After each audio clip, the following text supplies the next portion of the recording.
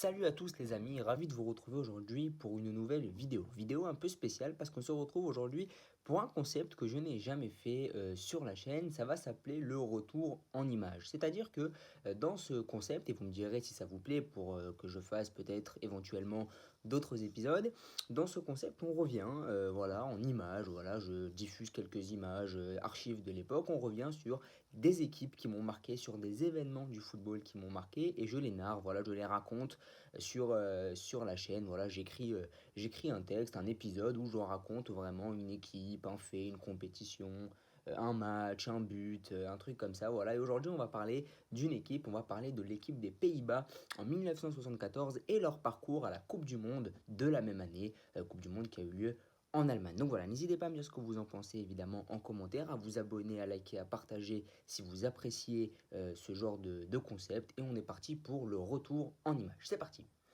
7 juillet 1974, 16 heures. L'arbitre anglais Jack Taylor donne le coup d'envoi du plus grand événement sportif du monde. La finale RFA Pays-Bas a lieu à Munich. Pas moins de 75 000 personnes se sont réunies dans les travées du stade allemand pour supporter les joueurs de la Mannschaft pour l'immense majorité. Mais au fond d'eux, ils le savent. L'adversaire néerlandais est supérieur. Il touche à leur sensibilité foot. Il l'a en effet démontré tout au long du tournoi en affichant un jeu d'une qualité inédite, porté par un trio à la philosophie footballistique bien définie. Rinus Michels, Johan Cruyff et Johan Niskens sont les cerveaux d'une machine bien huilée, mais surtout bien préparée. Retour en image sur l'une des plus belles équipes de l'histoire du football. Le succès des Pays-Bas commence en réalité au tout début des années 1970 avec la victoire du Feyenoord de Rotterdam en Coupe d'Europe en 1970 face au Celtic Glasgow. L'hégémonie néerlandaise sur le foot européen ne fait que commencer et dès 1971, c'est au tour de l'Ajax Amsterdam de faire aussi bien que son rival historique, alors déjà porté par les idées révolutionnaires de son coach, Rinus Michels, et le départ de ce dernier après ce sacre de 1971 ne changera rien à la qualité de jeu des Amstelodamois puisqu'ils enchaîneront deux autres victoires dans la plus grande des compétitions européennes en 1972 puis en 1973, respectivement lors de deux finales face à deux clubs italiens, l'Inter et la Juve. Les Hollandais s'affirment donc sur la scène européenne et ils le savent. Grâce au football total et à l'addition des talents néerlandais provenant de Feyenoord et de l'Ajax, les Pays-Bas peuvent croire à la Coupe du Monde. Mais le football n'est pas aussi facile. Les Néerlandais ne se sont plus qualifiés en Coupe du Monde depuis 1938 et malgré leur incroyable génération et leur succès en club, ils n'étaient pas présents lors de l'Euro en 72 remporté par les Allemands de l'Ouest. Et les éliminatoires de la zone euro ne sont pas une partie de plaisir pour les coéquipiers de Cruyff. Tombés dans le groupe d'une Belgique solide, les Hollandais ont du mal à se défaire des Diables Rouges. Ils se qualifient difficilement au goal average après avoir inscrit la bagatelle de 24 buts, mais paradoxalement leur attaque inquiète. Malgré un jeu très offensif, ils n'ont pas réussi à marquer lors des deux matchs face à la Belgique. Et ils le savent, au mondial, ils devront faire face à des équipes beaucoup plus en place défensivement. Les Néerlandais n'arrivent donc pas forcément en favoris, surtout que les Allemands de l'Ouest, vainqueurs du dernier Euro et pays hôte, et le Brésil, tenant du titre, paraissent plus rodés. De plus, l'équipe est victime de plusieurs problèmes internes, en cause des primes pas assez élevées selon les joueurs et des menaces de grève. Le contexte extrasportif n'est donc pas idéal. Mais Rinus Michels, le légendaire coach néerlandais, en est convaincu. Le football total fera gagner la Coupe du Monde à son équipe. Ce style de jeu nécessitant une condition de physique irréprochable, les Hollandais se préparent d'une manière très professionnelle et avant-gardiste pour l'époque, qui ressemble énormément à ce que l'on voit actuellement, mais qu'aucune équipe ne faisait avant. Michels est un visionnaire, un esthète du beau jeu, un penseur du football, convaincu par ses idées, et son relais sur le terrain, Johan Cruyff, l'est tout autant que lui. La Coupe du Monde 74 est la première compétition avec le trophée que l'on connaît actuellement. Et le format est nouveau, 16 équipes, 4 poules de 4 équipes dans ce que l'on appelle le premier tour. De ces 16 équipes, seules 8 seront qualifiées pour le second tour, constitués de deux groupes de 4 équipes dont les premiers seront directement qualifiés pour la grande finale. Les deuxièmes, quant à eux, disputeront le match pour la troisième place. Le tirage au sort a lieu en janvier 1974 à Francfort, et étant donné qu'ils étaient absents de la dernière Coupe du Monde, les Pays-Bas sont dans le chapeau 2. Par chance, ils arrivent à éviter la RFA et le Brésil, mais héritent tout de même d'une vaillante et historique équipe d'Uruguay, double vainqueur de la compétition et demi-finaliste de la dernière édition. Dans ce groupe, on retrouve également une solide Suède et la Bulgarie qui arrive en outsider. Les hommes de Mitchells ne sont donc pas bien lotis, mais pour leur premier match, ils font preuve de solidité en l'emportant 2-0 face à l'adversaire le plus fort du groupe, l'Uruguay. Mais lors du deuxième match, Cruyff et ses coéquipiers connaissent un coup d'arrêt face aux Suédois, 0-0. En ballottage favorable et faisant face à un adversaire très faible, les Pays-Bas font un carton face à la Bulgarie sur le score de 4 buts à 1. Le seul but encaissé d'ailleurs avant la finale. Les joueurs des Pays-Bas affichent un visage conquérant et se qualifient pour la deuxième phase du tournoi. Le football total est pour le moment une franche réussite.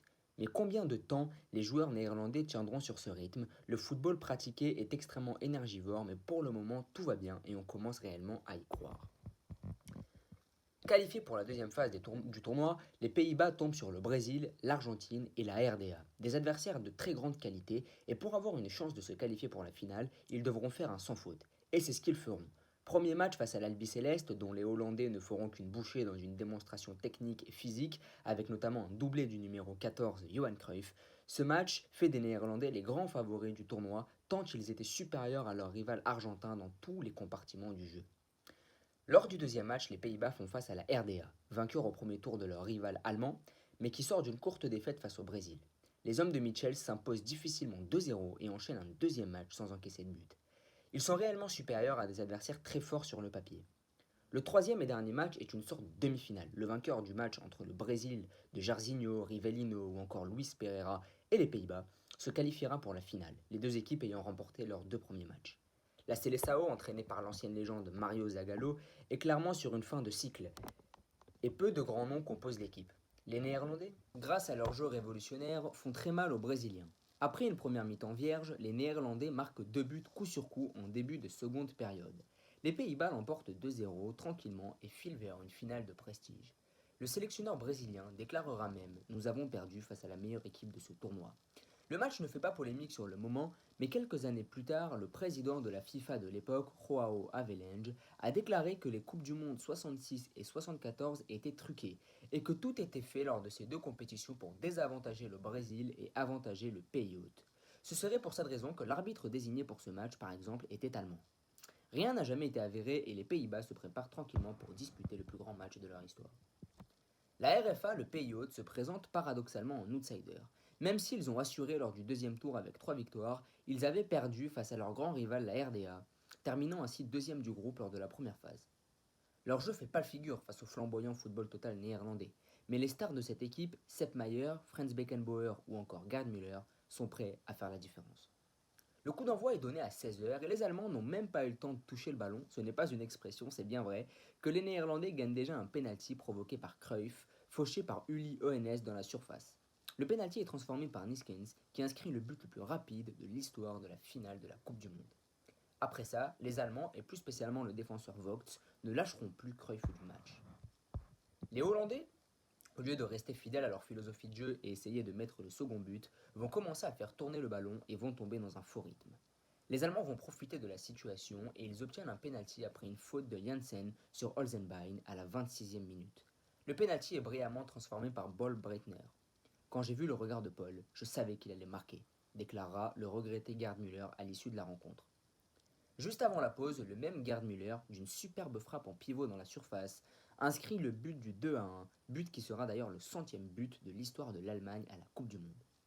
Les Hollandais, sûrement très empruntés par les efforts fournis pour en arriver jusque-là, ne se procureront plus d'occasions en deuxième mi-temps.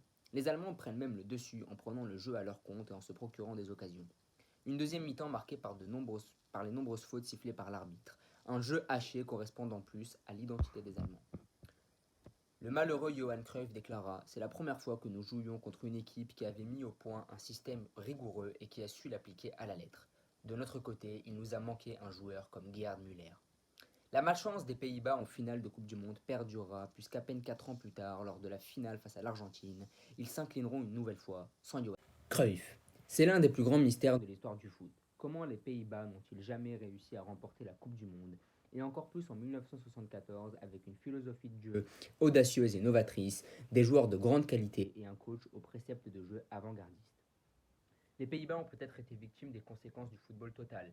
La fatigue a en effet été très présente après l'égalisation allemande. Peut-être les Pays-Bas ont-ils fait preuve d'arrogance, pensant déjà être champions du monde, après le but précoce de Niskens. En 1974, nous étions plus forts. C'est le titre d'un livre paru en 2004 aux Pays-Bas.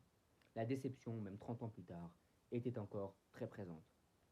Merci beaucoup d'avoir écouté ce podcast. N'hésitez pas à me dire ce que vous en pensez, à liker, à vous abonner et à partager. Voilà, merci beaucoup et bonne suite de Coupe du Monde à vous.